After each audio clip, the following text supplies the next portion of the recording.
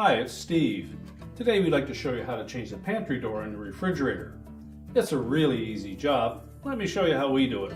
So to do this repair, we're simply going to open up both refrigerator doors and push them fully open.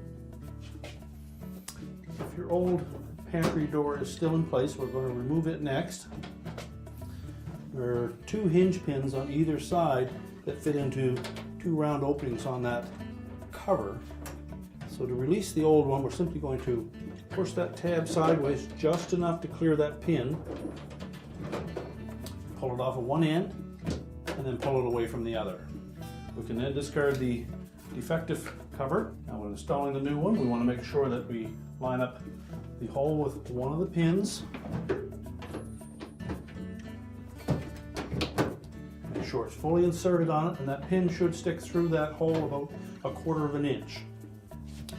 Then we'll line up the opposite side, and we want to push back on that support that the pin is located on just enough to clear that housing. And just make sure that both of those pins are through that housing. The cover opens and closes easily.